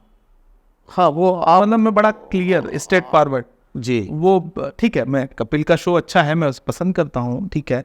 कपिल आर्टिस्ट बहुत अच्छे हैं, लेकिन मैं सुदेश को पसंद करता हूँ। जब कॉमेडी सर्कस आता था जी, तो मुझे सुदेश ज़्यादा बड़ा कॉमेडियन लगता है। देखिए, वही बात है ना कि एज ए स्टार किसको वैल्यू मिल गई, किसकी पहचान बन गई, वो अलग बात है। बट आर्ट किसका बड़ा है, वो मुझे लगता है उसमें ईमानदार रहना चाहिए आदमी को। जी। कपिल के शो को पहचान बड़ी मिली और कपिल बड़ा काम कर रहे हैं, इसमें कोई दो राय नहीं, लेकिन अल्टीमेट वो मेरी दुनिया नहीं है। अच्छा इमरान साहब, आप प्रतापगढ़ से आते हैं, आपका आबाई वतन है प्रतापगढ़, दिल्ली में रहते हैं, एक सांसद के तौर पर यहाँ आपको आवास मिला है, यहाँ आप रहते हैं। वैसे तो आप बहुत मसरूफ़ रहते हैं, बहुत मुल्क के मुख्तलिफ सूबों में, शहरों में आपको जाना होता है। महाराष्ट्र से आप राज्यसभा के मेंबर हैं, तो जाहिर है कि वहाँ के लोगों की तवक्कुआत भी आपसे जुड़ी हैं, वो लोग भी अपने मसाइल के लिए आपसे कांटेक्ट करते ही होंगे। तो ये जो 3-3 सूबों में एक बैलेंस बनाना, ये कैसे, मतलब वही इतने हिस्सों में बंट गया हूँ मैं, अपने हिस्से में कुछ बचा ही नहीं। तो वो पर्सनल लाइफ का सारा टाइम खत्म हो जाता है। अच्छा, और सामंजस्य बिठाना पड़ता है, मतलब न चाहते हुए भी। कभी कभी लगता है कि आज मन नहीं है। आप मेंबर ऑफ पार्लियामेंट होना लोगों को लगता है मतलब बहुत बड़ी बात, बहुत आसान चीज़ नहीं। सुबह 10:30 बजे पार्लियामेंट जा करके रात के 10 बजे, कभी कभी पार्लियामेंट 11 बजे तक चल रही, बैठना, कार्रवाई में पार्टिसिपेट करना, बोलने की तैयारी करना, क्वेश्चंस, 0 आवर, स्पेशल मेंशन, मतलब क्लास का एक अच्छा बच्चा होना जी। बिल्कुल उस तरह से है, बहुत मुश्किल काम है। नहीं, मैं ये लोगों को बहुत आसान लगता है। मैं ये देख रहा हूँ कि आपकी अगर राज्यसभा की अटेंडेंस देखी जाए तो मोर देन 95%। मतलब मैं रेगुलर रहता हूँ, बीच में जब वो भारत जोड़ो यात्रा चल रही थी तो हम लोग 2 दिन नहीं रह पाए थे क्योंकि फ्लाइट्स कैंसिल हो गई थी, सारे एमपीज की हुई थी हमारे कांग्रेस पार्टी के। तो वरना मैं पूरा कार्रवाई अटेंड करता हूँ, बैठता हूँ, गुलजार रखता हूँ पूरी। मतलब राज्यसभा हाउस ऑफ एल्डर्स है, जी बुजुर्गों की जगह है। जी जी। तो उसमें हम जैसे कुछ नौजवानों ने घुसपैठ की है तो हम उसे थोड़ा बना रहे हैं वैसा। अच्छा, वो ये आपके पहुंचने से, आपके राज्यसभा में पहुंचने से राज्यसभा का माहौल बड़ा शायराना सा हो गया है। मतलब मुझे लगता है शायद बिरादरी को मुझे हाँ, इस बात के लिए बिल्कुल क्रेडिट आपको जाता है कि आपने बड़ा शायराना सा माहौल बना दिया है। और जाहिर है कि उसका असर वित्त मंत्री दिखता है। जी से सवाल तक मतलब पूछ लिया था जी स्पीकर ने कि भाई टैक्स लग सकता है क्या? मैंने कहा तो शायर वैसा ही गरीब है, ऊपर से आप टैक्स लगा दोगे तो कैसे काम चलेगा। बट वो अच्छा है, थोड़ा इस तरह से बिट और ह्यूमर पार्लियामेंट में रहता है तो माहौल बनता है और रास्ते हमवार हो रहे हैं बाकी शायरों के लिए भी, कवियों के लिए भी। मैं तो चाहता हूँ कि पार्लियामेंट में और कवि और शायर ये जो हमारे उपराष्ट्रपति जी हैं, जो राज्यसभा के अध्यक्ष हैं, जगदीप धनखड़ जी, जाहिर है कि राज्यसभा के गार्जियन के तौर पर या प्रेसिडेंट के तौर पर उनकी अपनी नुमाइंदगी है। उनके साथ जाहिर है कि एक राज्यसभा सदस्य होने के नाते आप उनसे वक्त मांगते होंगे, आप उनसे कहते होंगे। तो आपकी नज़र में उनके साथ आपकी ट्यूनिंग कैसी है? मतलब देखिए, मतलब हम बहुत छोटे हैं, मैं हूँ, राघव चड्ढा हैं, हम यंगेस्ट एमपी हैं। जी तो जाहिर सी बात है जो हाउस में सबसे छोटी उम्र का है उसको लेकर के एक अलग नज़रिया होता है स्पीकर का। जी। तो उसे आप हेल्दी रिलेशन कह सकते हैं। लेकिन as a party, as a opposition, मैं फ्रंट रो में खड़ा हूँ, सबसे तेज नारे लगाने वालों में, सबसे ज़्यादा चीखने चिल्लाने वालों में, जिसको आप कह सकते हैं कि सबसे ज़्यादा एहतजाज करने वालों में से। जी जी, ये देखा जाता है। तो आप ये देखते हैं कि मैं उसमें एकदम आगे आगे खड़ा हूँ। हमारी राज्यसभा लोकसभा से कहीं कमतर नहीं है इस मामले में कि हम आवाम के इशूज पर हर तरह से लड़ रहे हैं। जी जी। तो मुझे लगता है कि वो ठीक है, उन्हें लगता है कि चलो एक शायर आदमी है तो बतौर शायर वो मुझे पसंद करते हैं, बतौर अपोजिशन जैसा होना चाहिए वैसा ही है। तो वो बड़ा अच्छा है। जी मैं मानता हूँ कि ठीक है, क्षमा बड़न को चाहिए छोटन को उत्पात, ये एक हम लोगों के अवध में कहावत है। उनके साथ आपकी हंसी मजाक भी होती है कभी? नहीं, वो एक तो वो पार्लियामेंट में कोई भी शेर पढ़े जिसको मैंने ना भी लिख के दिया हो तो वो तुरंत मेरी तरफ देखता है, उनको लगता है किसी ने दिया।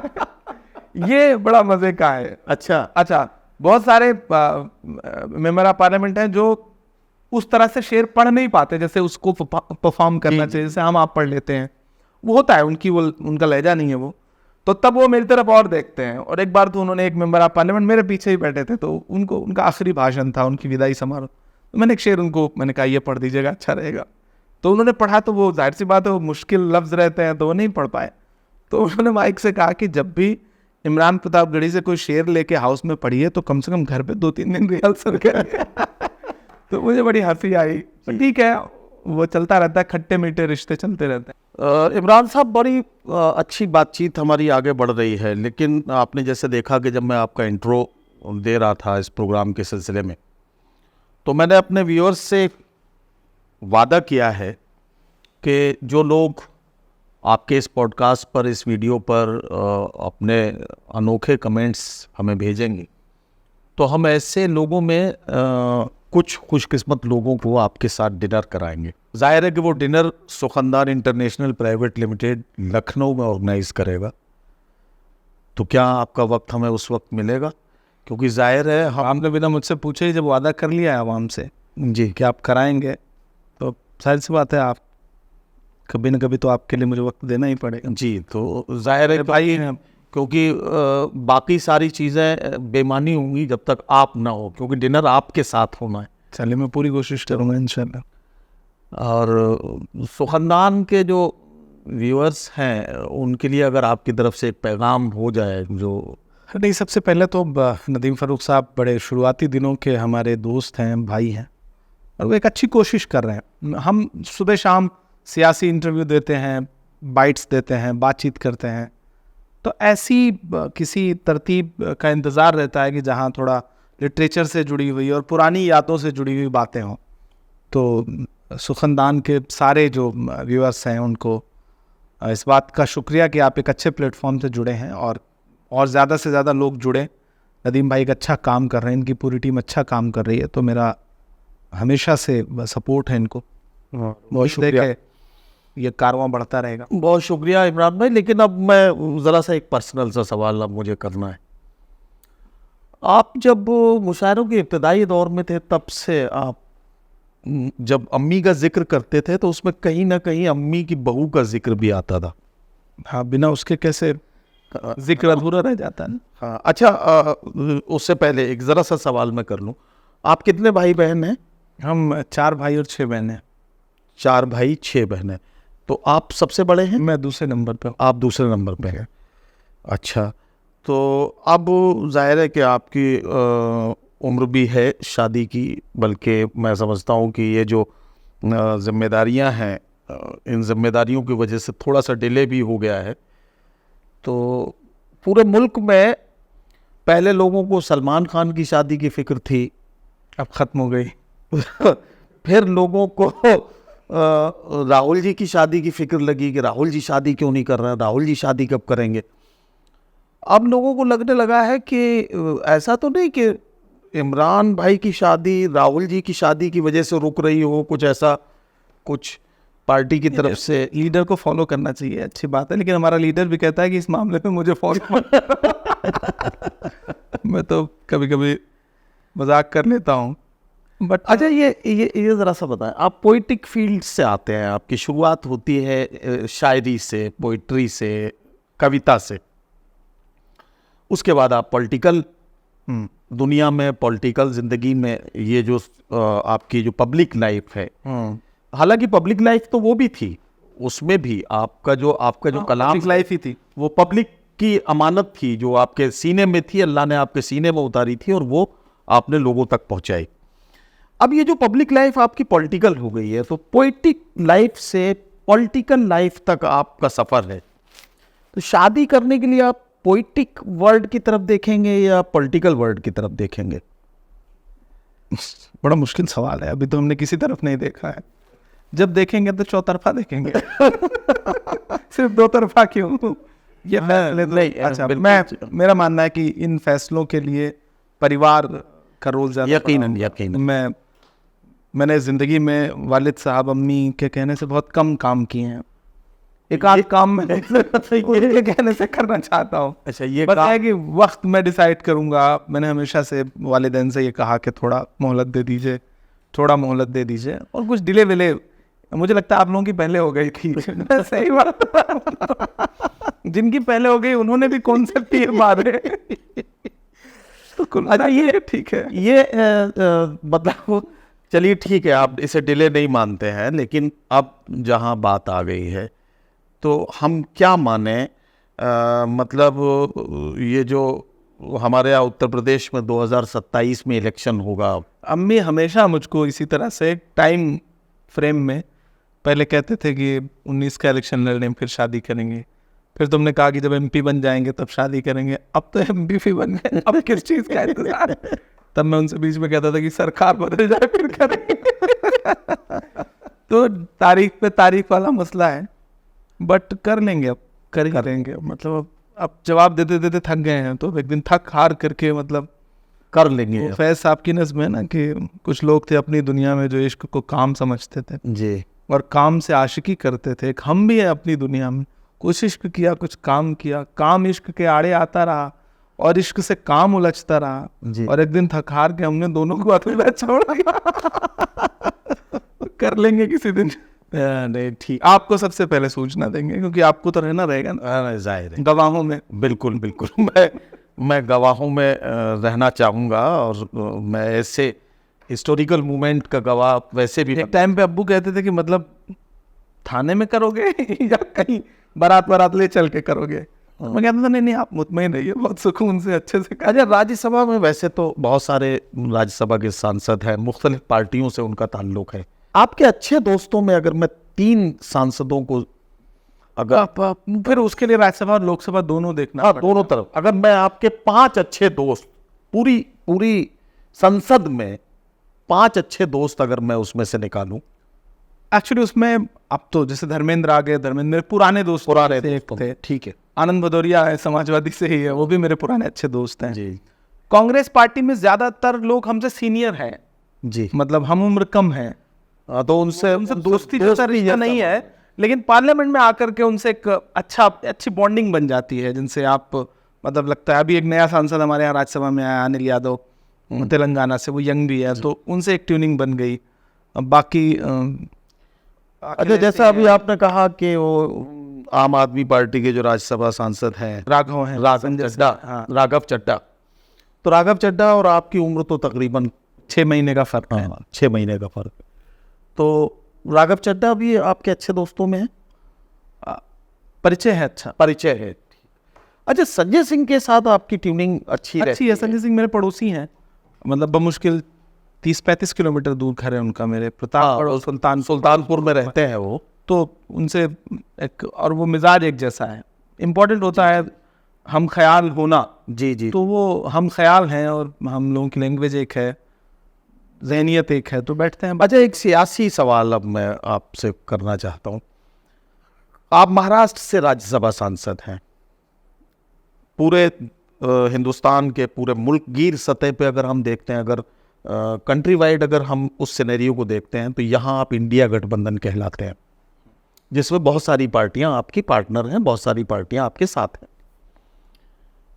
महाराष्ट्र में महाविकास अघाड़ी के नाम से आपका गठबंधन है, जिसमें आप हैं, सेना है, शिवसेना उद्धव ठाकरे हैं और शरद पवार जी की एनसीपी, ये 3 पार्टियां हैं। लेकिन उत्तर प्रदेश में आपके एक बिग पार्टनर के तौर पर समाजवादी पार्टी है, एक अच्छे पार्टनर के तौर पर। और अभी इन दिनों जो केमिस्ट्री मुझे दिख रही है समाजवादी पार्टी और कांग्रेस की लीडरशिप में जो अखिलेश जी और राहुल जी के जी बीच जी में एक अच्छी बॉन्डिंग, वो जो बॉन्डिंग और लीडरशिप में जो केमिस्ट्री दिख रही है, तो वो वर्कर्स तक गई है, वर्कर्स तक गई है, नीचे तक वो पेनिट्रेट हुई है।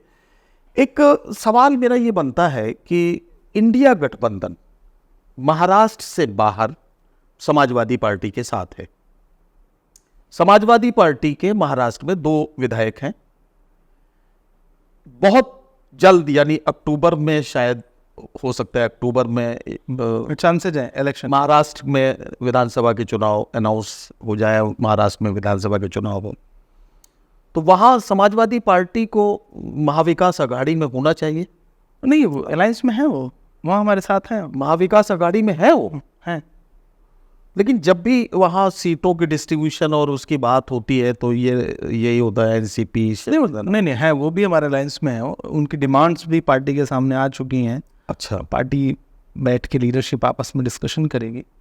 हाँ, वो तो पिछले इलेक्शन में एक टैक्टिकल अलायंस था जी, इस बार मुझे लगता है कि प्रॉपर अलायंस की शक्ल होगी, जो जिस तरह से अलायंस होना चाहिए कांग्रेस के साथ में। जाहिर सी बात है, जब पूरे देश में है तो वहाँ होना लाजमी है, जाहिर है।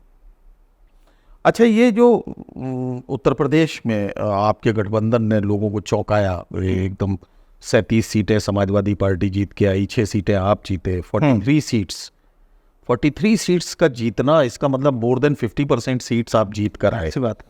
तो इसका मतलब यह है कि आपने न सिर्फ 400 पार के नारे को आईना दिखाया, न सिर्फ 400 पार के उसको आईना दिखाया, बल्कि आपने ये भी प्रूव किया कि डबल इंजन की सरकार के चाहे जितने ढोल पीट लिए जाएं, लेकिन अगर दिल लगा के मुकाबला करने के लिए कोई उतर पड़े तो मुकाबला किया भी जा सकता है और हराया भी जा सकता है। बिल्कुल, ये और मुझे लगता है ये हुआ है राहुल गांधी जी की जो इमेज चेंज हुई देश के सामने, भारत जोड़ो यात्रा के बाद, भारत जोड़ो न्याय यात्रा के बाद जी, इन 2 यात्राओं ने जो राहुल गांधी जी की इमेज बदली जी, उसने आवाम को यह एहसास दिलाया कि देश में परिवर्तन लाया जा सकता है। जी, अखिलेश जी ने जिस तरह सोशल इंजीनियरिंग की, मैं उसको भी क्रेडिट दूंगा इस चीज का कि उत्तर प्रदेश में खासतौर, और 2 राज्यों ने, उत्तर प्रदेश और महाराष्ट्र जी, मतलब मैं इसमें क्रेडिट लूं तो एक में जहां पैदा हुआ, एक में जहां रिप्रेजेंटेशन कर रहा हूं, इन 2 राज्यों ने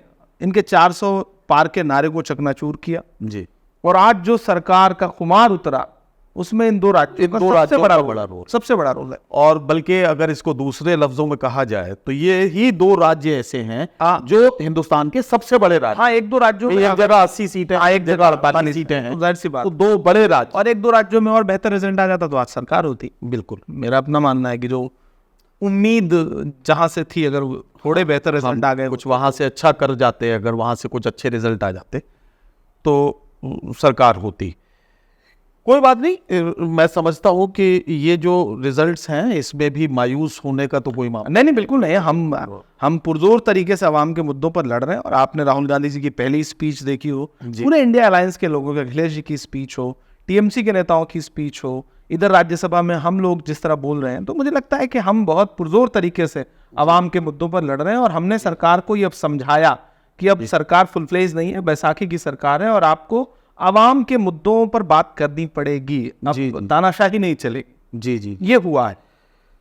अच्छा, जैसे राहुल जी ने अभी लोकसभा की कार्रवाई के दौरान ये कहा कि अगर आप कहें तो मैं AA बोल दूं, उन 2 लोगों का नाम आप नहीं लेना दे रहे चाहते तो मैं उनको AA बोल दूं, या नंबर 1 और नंबर 2 बोल दूं। इस तरह से उन्होंने इशारों में जो बात कही, हम जाहिर है कि हम शायर हैं तो हम इशारों को उस तरह से समझते भी हैं। तो A1 A2 की बात राहुल जी ने की थी और बात आके अटक गई N1 N2 पर। ये राहुल जी ने A1 A2 पे इशारा किया था, यहाँ सरकार N1 N2 में अटकी हुई है।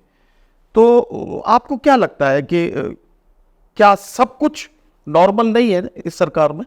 नहीं, जाहिर सी बात है, जिन 2 राज्यों के भरोसे ये सरकार है और वो कितना अनप्रिडिक्टेबल लोग हैं तो देश जानता है, N1 और N2 जी। और वो कब पाला बदलने उनको खुद भी नहीं पता है।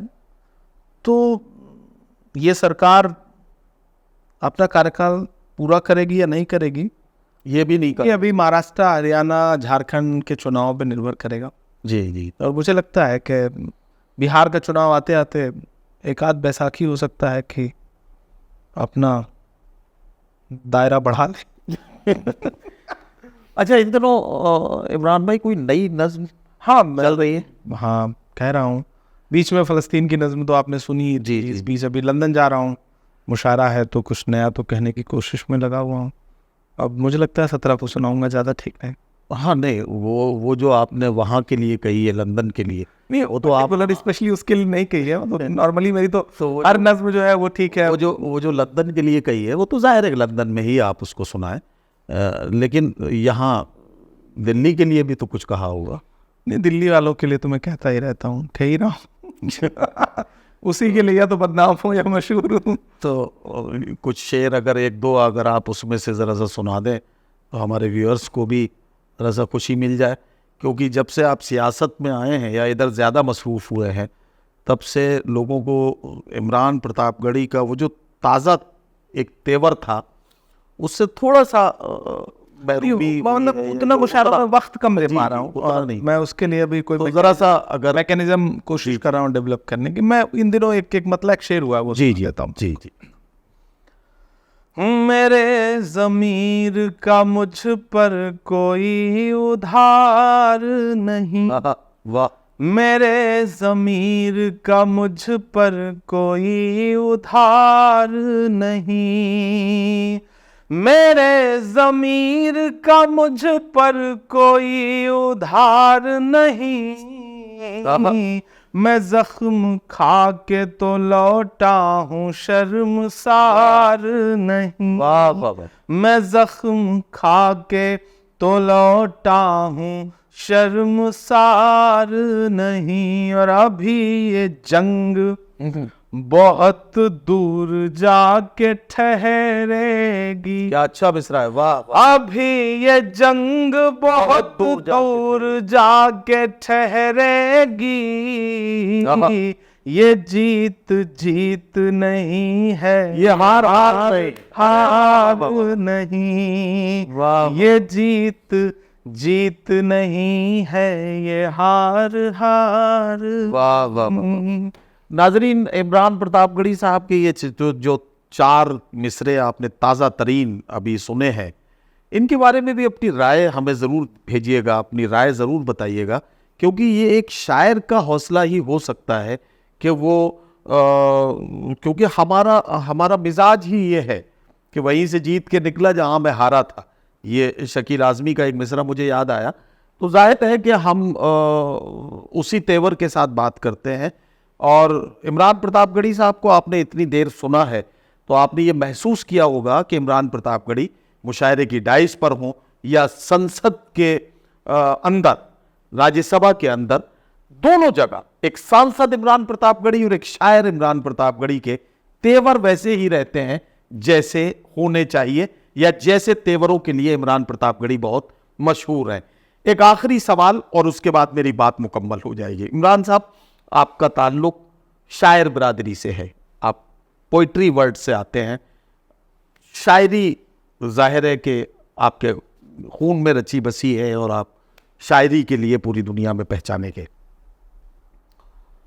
हिंदुस्तान में अगर मैं शायरों की और शायरी से जुड़े हुए लोगों की बात करूं तो जाहिर है कि इनकी बात कहने वाला तो कोई नहीं है, लेकिन ये भी बहुत सारे मसाइल से दो चार हैं। ये तबका भी, ये जो साहित्यकारों का ये जो तबका है जिसको हम शायर कहते हैं, ये भी बहुत सारे मसाइल से दो चार है।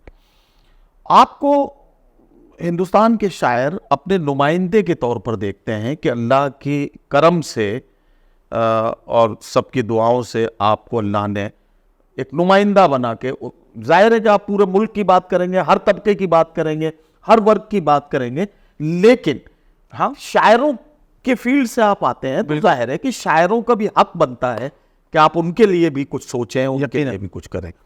तो शायरों के लिए क्या कुछ प्लान है आपके पास भी इस तरह के मामलात आते होंगे? नहीं, बहुत अच्छा सवाल है। और जाहिर सी बात है, मैं उस समाज से निकल के आया हूँ जिनका सिर्फ एक धर्म और सिर्फ एक ज़ात है, शायरी। जी। तो मुझे उनके लिए जाहिर सी बात है, उनकी उम्मीदें मुझसे बहुत सारी मंसूब होंगी। और उनसे सबसे पहले ये कहना है कि सबसे पहले ये मान लीजिए कि आपका एक बेटा, आपका एक भाई जो है वो आपकी नुमाइंदगी बेशक देश की पार्लियामेंट में कर रहा है। और चूंकि ये बहुत अनऑर्गेनाइज सेक्टर है, जी, अगर हम बहुत प्रोफेशनल लहजे में बात करें तो अपनी एक ऐसी अघोषित इंडस्ट्री है जिसमें कोई तरतीब नहीं है। लोगों के घर चलते रहे, लोगों ने मुशायरों में के जरिए कमाने वालों ने डॉलर कमाए जिलों से तो ऐसा भी हुआ है। तो आपने ये सवाल छेड़ा है तो मैं आपसे भी गुजारिश करूंगा कि एक तरतीब बनाइए।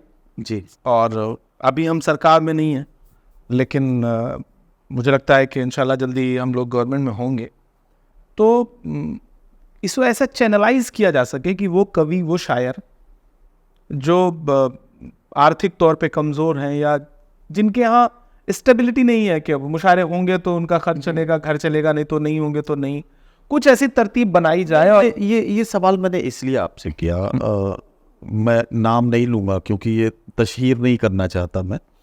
लखनऊ में एक बड़े शायर, बहुत दिनों से वो ज़ाहिर है कि बीमार है और किसी बीमारी की वजह से चलना फिरना भी उनका एक तरह से बंद था। तो हम कुछ शायरों ने मशवरा किया और हम लोगों ने एक फ़ंड अपने एक जगह जमा किया और उनको वहाँ किसी तरह से हम लोगों ने उन्हें वहाँ एक जगह इकट्ठा किया, हम लोग भी इकट्ठे हुए और हमने एक बहाने से हमने कहा इनको ये भी ना लगे कि कोई शायर के साथ ये भी बड़ा मसला है कि शायर का जो खुददारी, उसकी जो खुददारी है वो भी, उसको भी ठेस ना पहुँचे। तो हम लोगों ने उनके सामने बात रखी, हमने कहा साहब आप अपनी चंद किताबें अगर हमें दे दें तो हम उन किताबों को ख़रीदना चाहते हैं और वो किताबें हम चाहते हैं कि एडमिनिस्ट्रेशन और जो लाइब्रेरीज हैं, बड़े लोग हैं, उन तक भी आपका कलाम पहुंचना चाहिए और उसके बदले में हम कुछ उस किताबों की कीमत की शक्ल में कुछ आपको पेश करना चाहते हैं। चंद किताबें उनसे हमने ली सिंबॉलिक तौर पर, वो चूँकि मकसद तो ये था कि इनको किसी तरह से हम इनका साथ देना है, इनके साथ खड़े होना है।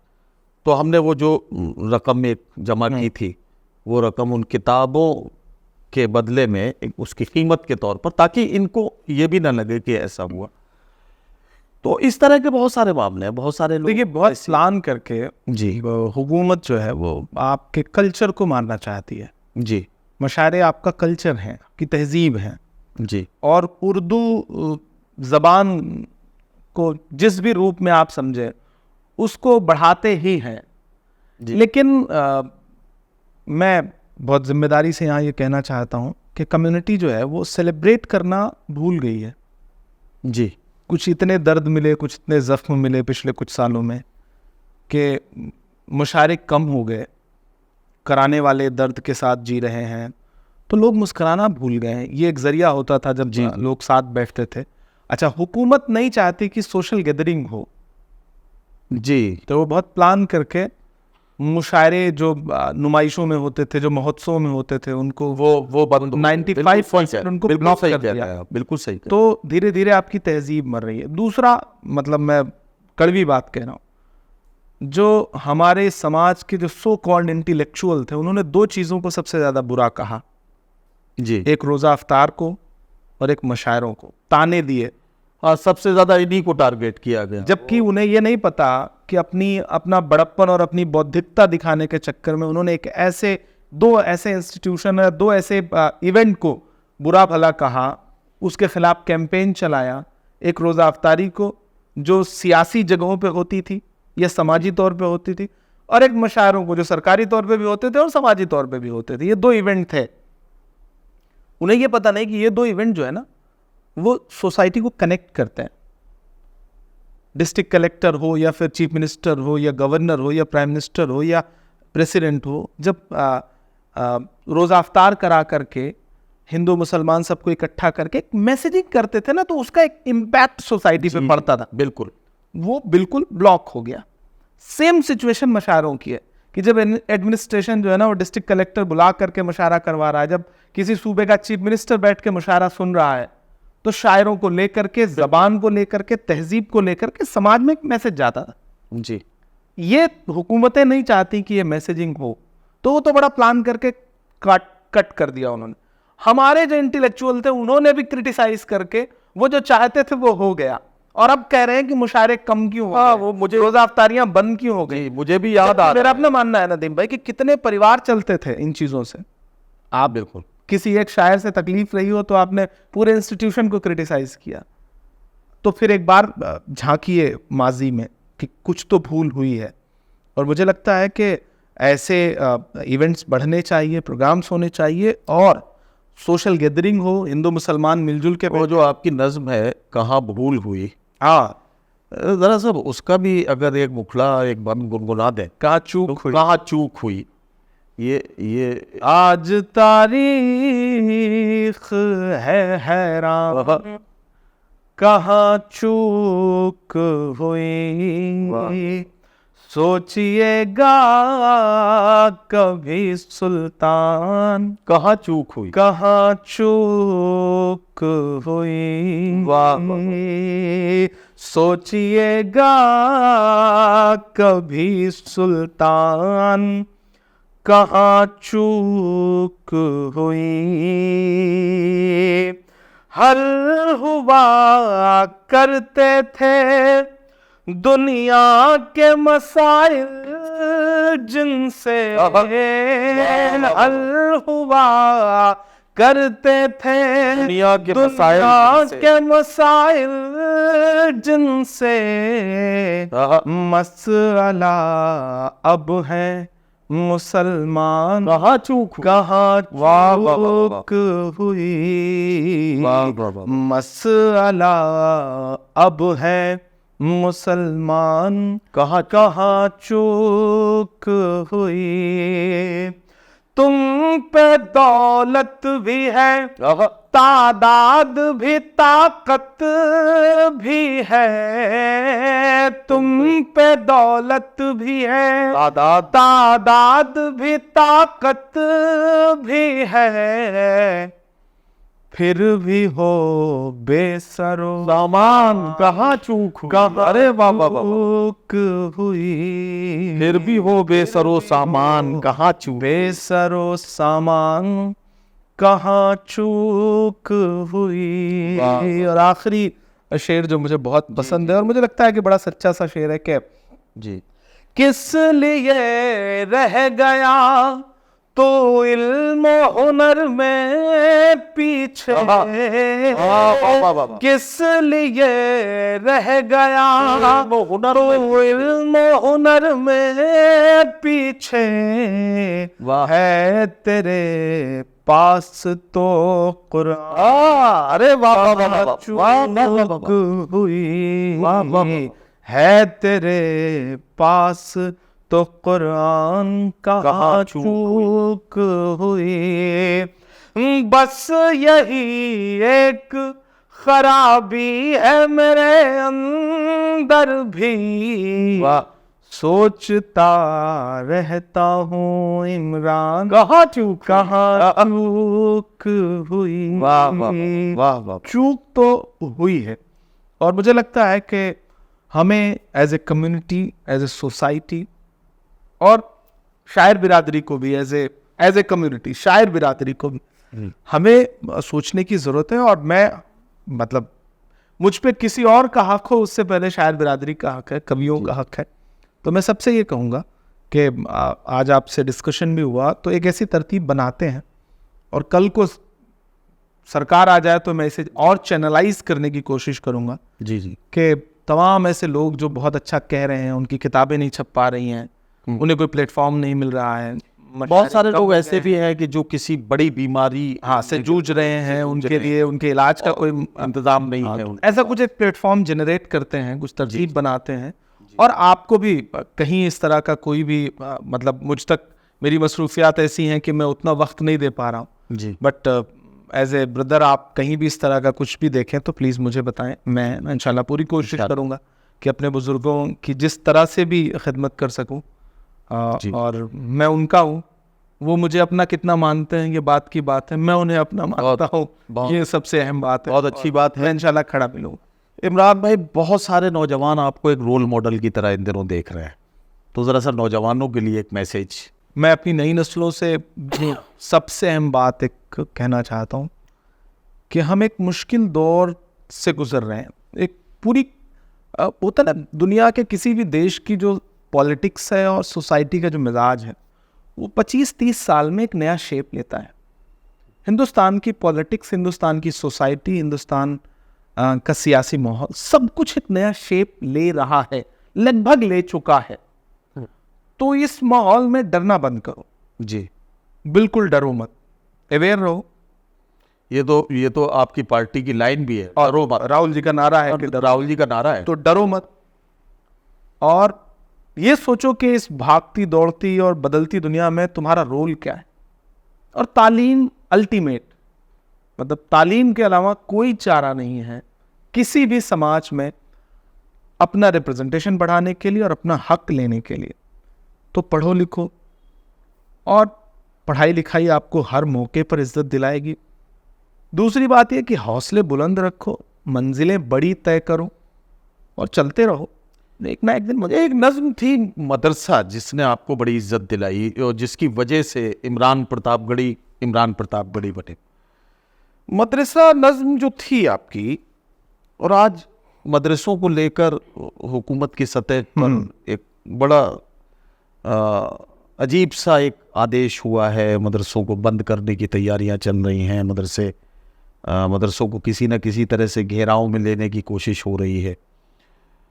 इस बारे में एक अपोजिशन लीडर के तौर पर, एक शायर के तौर पर, एक बेबाक नौजवान के तौर पर आपके अपने एहसासात। देखिए, हिंदुस्तान के जो तारीख़ी मदरसे हैं उनकी बुनियाद में अंग्रेज़ों के ख़िलाफ़ जो जंग आज़ादी की लड़ाई थी, उनकी बुनियाद में वो शामिल है जी।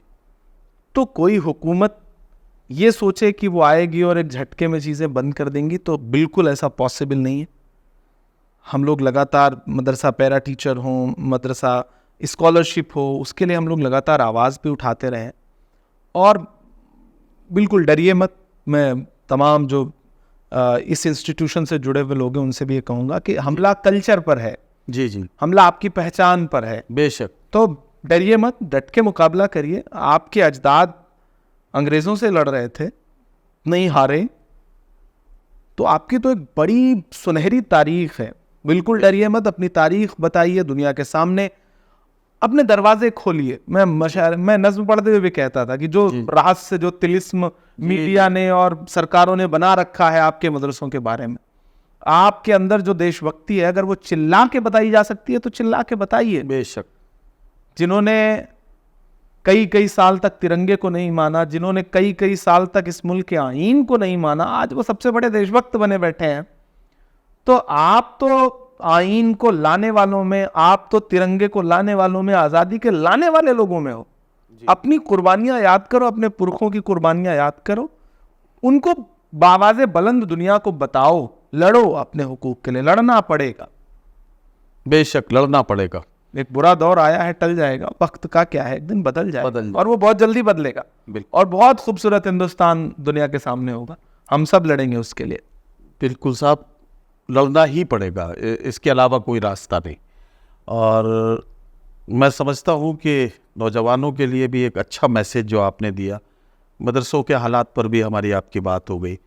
औकाफ का मामला फ़िलहाल जेपीसी में चला गया है, उस पर मजबूती के साथ अपोजिशन मजबूत है तो मजबूर होकर इनको जेपीसी में भेजना पड़ा, वरना इनके इरादे तो ये दान की चीज़ें भी लूट लेना चाहते हैं। ये सरकार ऐसी है कि जिस चीज़ का संबंध जो है वो दान से है, डोनेशन से है और जिनका धर्म से है, ये वहाँ भी उसे भी खुर्द-बुर्द कर देना चाहते हैं।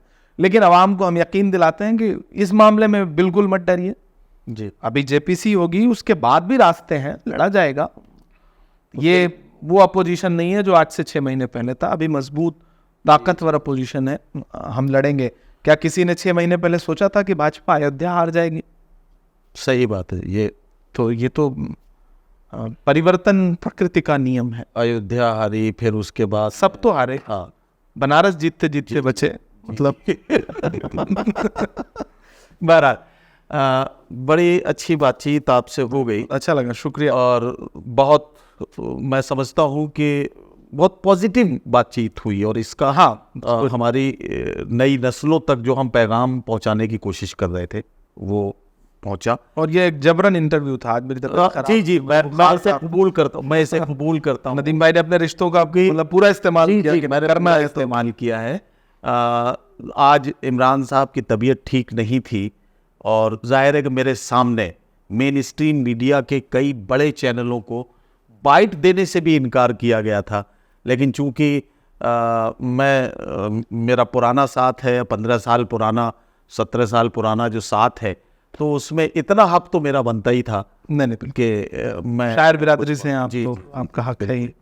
तो बहुत अच्छी बातचीत हो गई। मैं अपने वादे को फिर आपको याद दिला रहा हूँ, इस वीडियो पर अपने अच्छे और अनोखे कमेंट्स कीजिए। अगर आपके कमेंट्स हमारी टीम पसंद करती है और आप उन लकी विनर्स में से होते हैं जो जनाब इमरान प्रतापगढ़ी साहब के साथ लखनऊ में एक यादगार डिनर में शामिल होंगे, तो हम आपको ज़रूर कॉल करेंगे। हमारे कॉल का इंतज़ार कीजिएगा। आपके राय और आपकी जो आपकी पसंदीदगी है, इसका हमें हमेशा इंतज़ार रहता है। हमारा ये प्रोग्राम सितारे हिंद आपको कैसा लगा? आज जिस सितारे से आप मुलाकात कर रहे थे वो थे जनाब इमरान प्रतापगढ़ी। बहुत शुक्रिया।